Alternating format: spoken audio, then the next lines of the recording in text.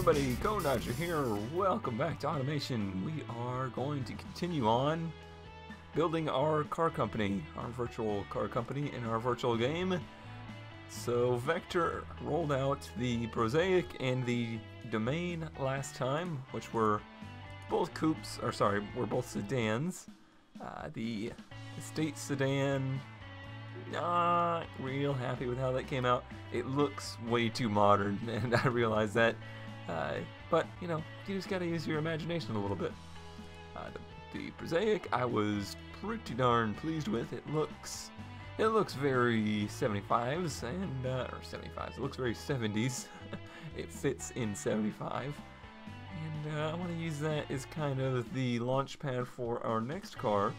Now we're going to say that these two cars did moderately well, and that our company has a little money to develop a sports car, and more so just a coupe. Not really a sports car in a Halo car, but more just a sports car in, you know, something somebody just coming out of college would be able to buy and enjoy, and it's still pretty sensible. So let's start a new platform. Run it with a chassis type of monocoque, because what else would we choose? We're gonna say that our year, a little thing I learned, by the way, if you hold down the arrows, it jumps 10 years, so you don't have to go clicking all through it. I'm gonna say the year is 1980. So I'm gonna say that we can use corrosion resistant steel. Front wheel drive versus rear wheel drive. Early 80s, we're still faced with cars that are primarily rear wheel drive, especially coupes. We're going to consider the 280ZX to be a competitor, the Porsche 944 to a little bit less of a degree. That's more of an expensive car. We have the RX-7. Honda doesn't really have anything at this point. The Civic is a front wheel drive coupe that is kind of just barely breaking ground. What else do we have to compete with? Obviously we have the Chevy Camaro, the Pontiac Firebird, Ford Mustang. Yeah, Dodge has gotten a little bit into a weird phase in the 80s, so we won't even discuss what they're doing. So yeah, I'm gonna go with rear wheel drive. Probably not a surprise to very many of you. Front suspension is gonna be McPherson strut. We'll do trailing arms in the back. That's not too uncommon. Kind of similar to, I've said this before, my roommate owns a Mark II Supra, and it has a setup similar to that. And we'll go corrosion resistant on the body as well, which I wish the Supra was corrosion resistant. That thing rusts if you look at it wrong. Alrighty, now we move on to the body shell. Not much to choose from in the way of 80s looking bodies. I don't want to try and do the whole modern body old car thing again. That didn't go so well. We have this one, which is more of a hatch. Not exactly what I had in mind. Now this guy, we made the sedan last time. I think I'm leaning towards using the coupe body, because we can do some things to this to make it look a little less like the other one. One of those things is, I believe we can, oh yeah, make it into a fastback, or at least a hatchback. You know, I have a little bit of an extension here. That's what I consider to be a hatchback if it has a little bit of a flat trunk area. Swing this back and forward as well. I kind of want it to be pretty far forward. Screw the rear headroom. What 2+2 ever has a usable back seat anyway? I'm gonna make it dark red. I like the dark red. It's a little easier on the eyes. What can we do with the front? We could raise it up, put it down. Let's see. We put it forward a little too. A little bit of a BMW touch there, having that angle down. Not too dramatic, but just a little bit. A nice big front lip. Not really a lip, but just the body shell of a lip. Front window. Make it real short, or have a little bit of an angle. Want a big door. A pretty large rear fender arch. in front. Take a little inspiration from the Supra and have the big arches. Trunk-wise, I think I'm okay with that as it is. Alright, so that's enough messing around with the body shell. Let's put some fixtures on it. Round headlights would look a little bit 70s. 80s is gonna be square headlights. We'll use the ones with the chrome surrounds. Let's see. About there. Make it bigger. Is that too big? That's probably a little too big. Actually squint them down a little. Make them more rectangular. That looks good. I like those housings. That's pretty well modeled. Looks like a good housing. Let's see. What else can we do on the front light-wise? One thing I noticed a lot with the 80s cars is right about here, they would tend to have, you know, the plastic bumper that would have more lights on it. I kind of replicate that here. So let's take these again, without the chrome. Okay. And put them in, make them real narrow. And in a little bit. Okay, so they're real small, but I also want to put indicators right next to it. About the same size. So it looks like you got the little driving lights you can flash. And the lights there. No pop-ups yet. I would use them if we had them. I'm not going to stop asking for them ever, so until the day we have them, I will ask for pop-ups. Okay, moving on. How about some grills? This guy here is good for the bottom. That might work for the top too. It's a little too inset for the top, I think. So let's put it down here. Want anything too big? That looks okay there. You know what? I think I do want the big stretch. A little bit shorter. That looks good. I seem to fall into this pattern of making very generic looking cars. I don't know why that is. I guess I'm a little bit more tied to reality, especially doing this series. I don't want to do anything that wouldn't be something that they would sell. I want my car company to be competitive. I want people to really want these cars, not be, ew, what is that? Let's do something with the grill. This guy and this guy. So it's pretty similar to the bottom one, but much more flush. Let's stretch that all the way across till it hits those guys. So very square looking. Yeah, it looks good. It's not too radical, that's for sure. This is a good song. I don't think I've heard this one. Turn the music up a little bit. I noticed it was pretty quiet in the last couple episodes, so if it's too loud, let me know. Also a note, if I sound a little funny or maybe just, I don't know, not enthusiastic, it's not because I'm not enthusiastic, it's because I am getting over a massive cold. You may notice there was no videos last week, or for like the last 6 or 7 days. I have had no voice, and then just total congestion and all sorts of crappy stuff going on, so I was anxious to get back to recording, so I probably could have used a couple more days to recuperate before I started, but I just had to get back into it, so apologies for any weirdness in the voice. I want to do something else with this front, though. It's looking, like I said, a little too generic. What can we do? We got a lot of lights going on, so I don't know if I want to add more lights. Obviously, we need a badge, and I want to put that, yeah, right on top there. What could we do? What could we do? What about on the hood? What about a real forward-facing scoop? You know, you would usually see that here, not up here.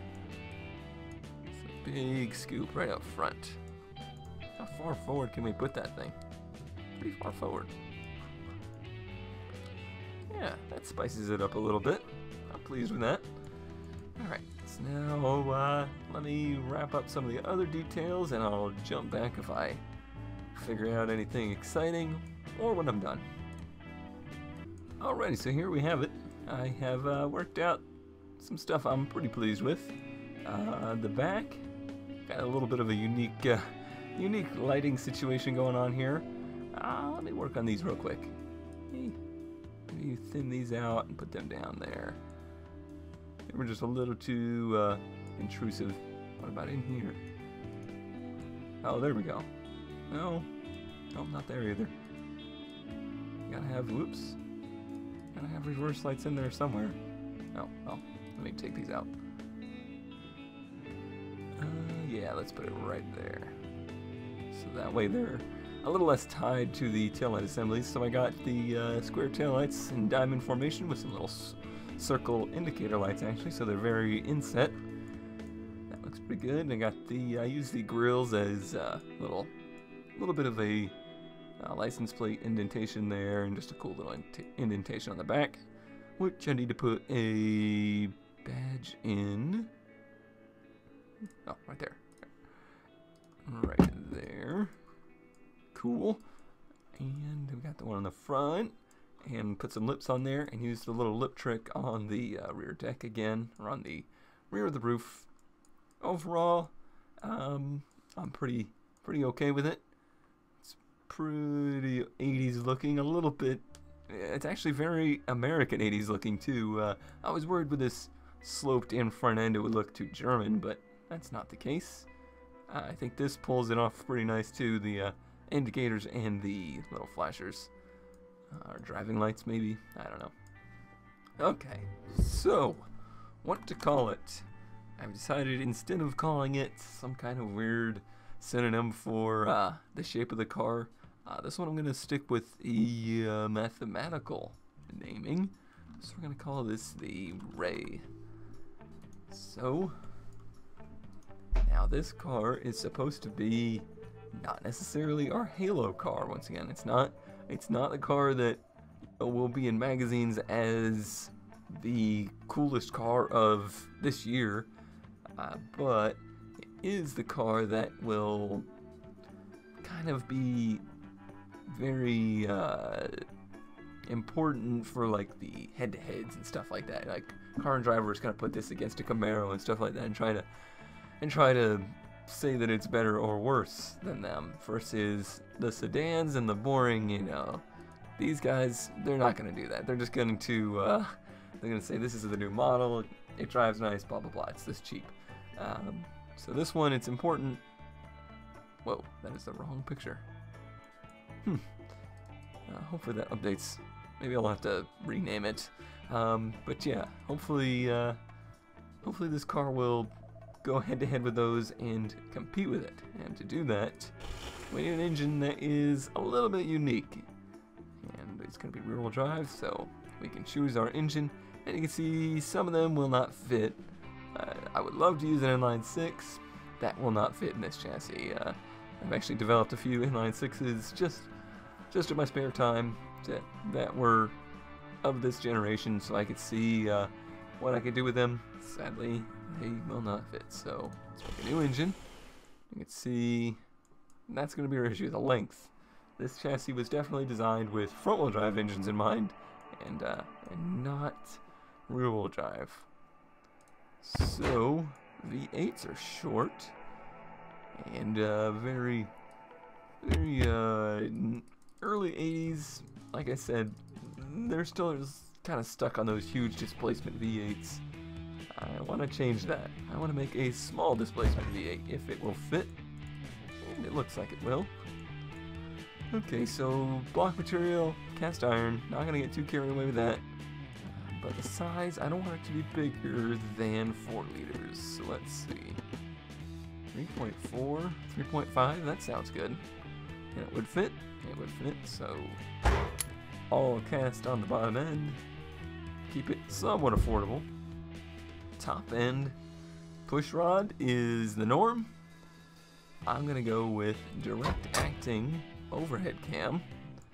So it's basically like a single overhead cam setup, but the cam lobes are actually directly acting on the valves. They are pushing down the, you can see they're pushing down the rollers here, right onto the spring and just hitting them valves just instantly. There's no other interaction. There's no rocker arms or anything like that. And let's see, we want to do aluminum heads. Compression 8.5.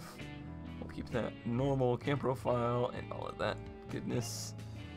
I like that with the little chrome accent around the edge. Can we maybe, no, I want it, but maybe in a different color. That looks good. That was easy. That's usually my hardest decision. We're gonna go with NA. Let's not get too carried away now. Fuel system, it's 1980. Unfortunately, we're pretty much still stuck with carburetors. Mechanical injection is just too expensive. So we'll do a carbureted setup. Just a single barrel, single carburetor.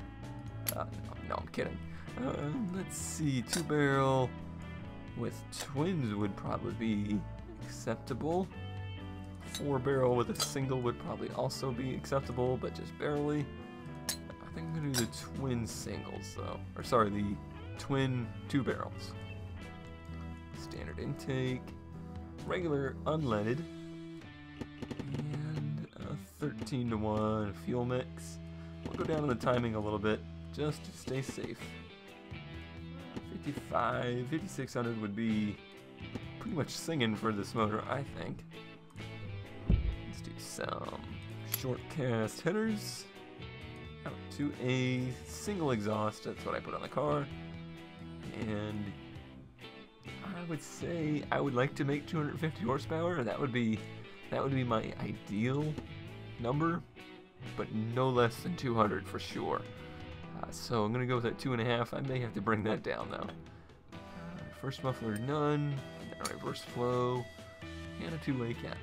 Alrighty, I'm gonna go into test mode first, just to make sure the whole bioman and everything's sticking together. And I gotta see how it sounds, of course.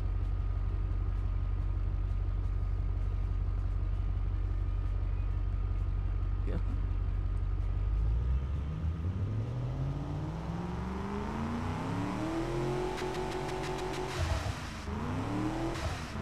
Well, it doesn't sound like we're running rich or anything. Sounds like we're getting a little audio clipping there at the limiter.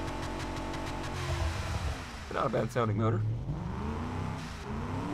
Sounds a little bit like a V6. Alright. So let's see if we're over 200. I think I saw it go over 200, but I'm not sure.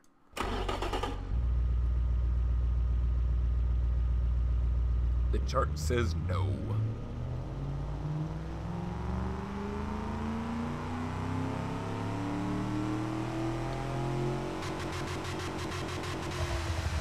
Hopefully that's due to knock. I hope we're not actually just that short. Engine is running rich. Oh, I was wrong. I was not hearing correctly. Okay, so we're very close on octane, so let's just lean it out a little bit and take some timing. Quick test it right here. Let's see. Nope, still running rich. Interesting. Perhaps it is something to do with this 2-barrel setup. So let's go to the 4-barrel single. No, that's only a max. This is something I've got a lot of learning to do. I don't know a whole lot about carbureted engines, I'll be honest with you. I think the twins 2-barrel should be good. Triple singles seems a little excessive. So we'll just continue to lean it out. And maybe just give it a little bump in cam profile to keep us safe. Okay, we got 200 on the chart, but I don't think we're going to get there.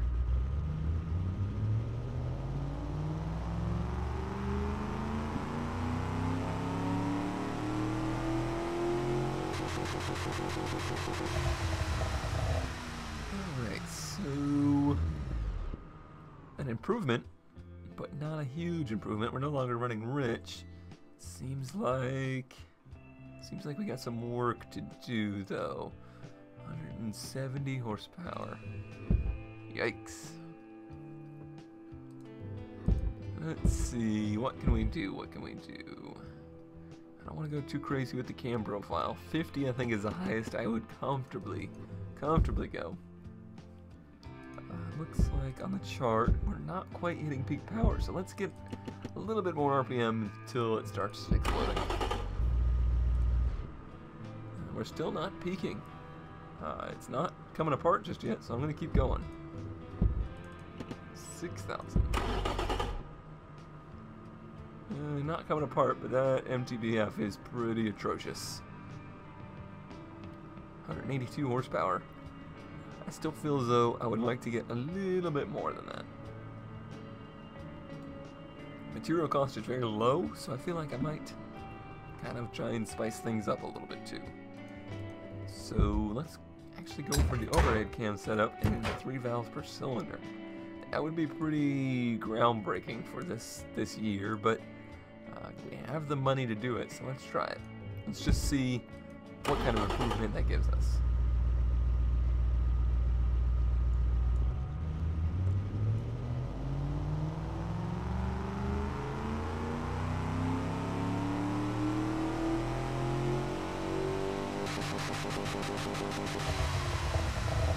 Seems like flow isn't maybe the issue here.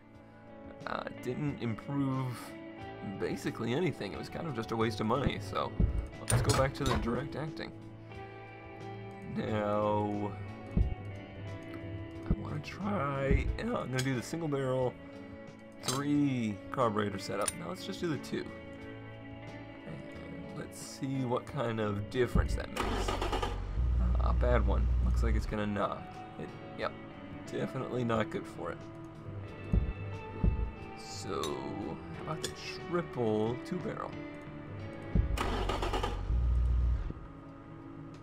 Well, what that did was it brought my fuel octane down, so that's what I need. I needed a little bit more room to give this thing some compression and some timing. So I can now give this up to about 50, and let's go a couple clicks up on compression too. Okay, now we're getting closer to the 200 mark, which was my minimum. We're at 86.4 out of 86.4, so I can't go any more there. Let's see what we can do with the RPM. It's just killing that MTBF, and I don't think that's necessary. Just a little bit more cam profile. Okay, so that gets us over 200 horsepower, and we have a little bit of fuel octane to work with. So just a couple bumps up in timing. 202, 194. Very peaky motor, just it doesn't really make a whole lot of power till very late, but a decent torque curve. This MTBF makes me a little nervous though, so let's see. Bump our qualities up. We have a little money. This engine has not broken $1,000 yet, so not too worried about it. Let's even put some hyper-retentive cast pistons in there.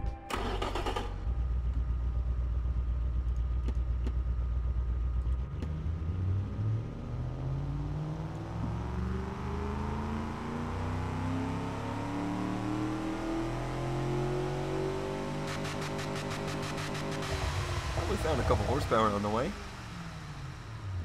And MTBF came up to 18,000.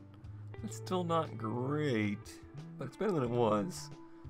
One thing I noticed is now I have too big of an exhaust, so I might be losing a little power there. That might help. Nope, not the case. It's back to 2.5. Okay. So I think I am pleased with that. We made over 200 horsepower. Didn't make the 250 I wanted, but this is a pretty experimental engine for this era, so 200 horsepower would still be pretty good, and I think we might be able to get a decent amount of fuel economy out of it as well. So we'll save that guy. Now we can go back and choose it. Alrighty, so manual with a single standard clutch. 5 speeds. Estimated top speed is 142. That real high RPM band is helping there. So we can go even higher than that and give it a little bit of overdrive. We'll say 152. Space it so that it stays. See, our peak power band is, we're falling out of it. So we want to keep the spacing pretty long. so that we stay in it a little bit more, at least in the later gears. That torque will help us out in the low RPM to some degree. Torque is very confusing and is easy to give too much credit, but overall it should be able to get out of its way in the low gears pretty well. Alright, so now we got the engine all squared away. Let's work on the suspension, tires, handling, and such. We'll put some sport tires on. I would like to have at least 205s front and back.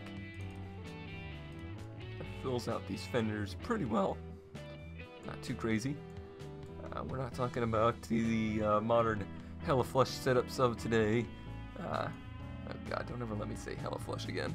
But yeah, it looks like it could be something that was rolling off the production floor, but it still has a nice full look. 15s are okay. And let's go with 45 profile if we can. It doesn't look like we can. 40 is as big as it will fit. That's okay. Alright, brakes, solid disc. We'll go with just single pistons, really. It's going to be a light car, so we don't need to go too crazy. Alrighty, and then suspension. Do a little bit of a high camber setup. And the stiffness, a little bit higher, but not too crazy. We'll put a good front bar in there since we have a lot of weight up in the front. And just a little bit of rear bar. Suspension ride height, pretty low. Needs to be not too monster trucky. Total weight, I would be okay with this car weighing as much as 2,700, as low as 2,500, so 2,600 sounds good. 2,650, pretty heavy in the front, so we'll go with 5544, 5644 basically. Aerodynamics, cooling airflow, we have 141, we only need, or sorry, we have 390, we only need 141, so we'll bring that down. Right there, that's good. Alright, let's test out this ray, this Vector ray. Alright, so first thing my eye always jumps to is the 0 to 60, 7.5. That's actually pretty good. A 15.5 quarter mile at 93.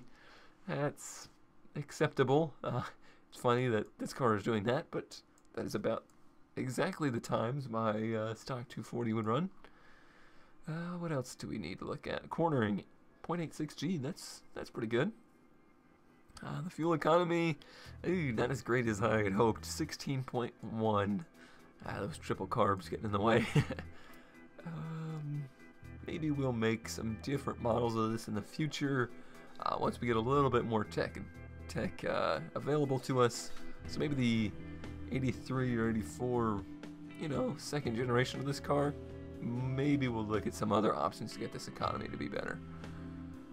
What else do we need to look at? The yaw rate shows us the handling nice and balanced. It doesn't really get too far out of whack, and then it will just suddenly understeer, which is a very nice drivable car.